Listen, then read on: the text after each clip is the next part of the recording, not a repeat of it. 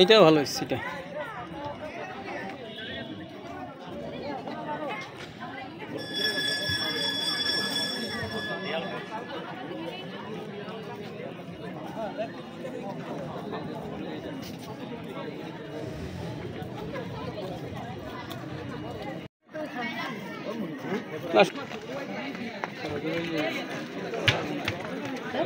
পালিয়ে যাওয়ার ছবিটা তো এরকম ছিল না,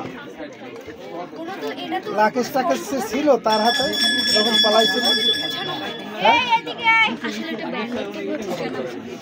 বড় মাছুয়া কই? বড় মাছুয়ার লোক কই? একজন সামনে যাও। এই দুজন। আচ্ছা, এই ছবিটা দিয়ে কি বোঝানো হয়েছে?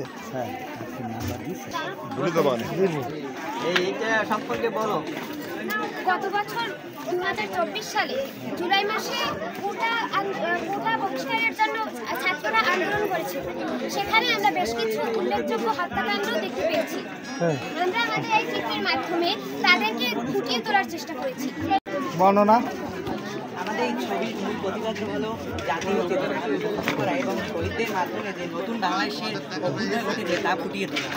এখানে আমরা জানি যে ছাত্ররা জুলাই মাসে আন্দোলন করেছিল, তারা অনেকে বিভিন্নভাবে তাদের সামনে সহযোগিতা করার ফলে তারা অনেকভাবে পুলিশের গুলিতে বা পুলিশে আঘাতে অনেকভাবে আহত হয় বা নিহত হয়।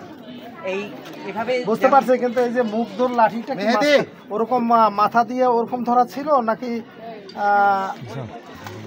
একটু নিচে ছিল আর কি?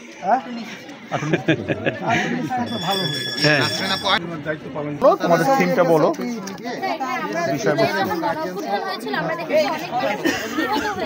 এবং তাদের সাহায্যে আরো অনেক মানুষ এগিয়ে এসেছে এবং তাদেরকে নিয়ে মানে অন্যান্য জায়গায় নিয়ে যাওয়ার চেষ্টা করেছে।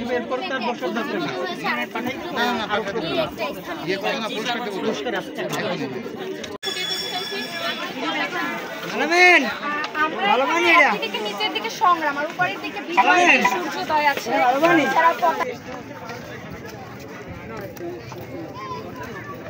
সত্যেন্দ্রনাথ বালিকা উচ্চ বিদ্যালয়। হ্যাঁ, বানান নিয়ে যেটা কন্ট্রাক্ট হয়েছিল বানান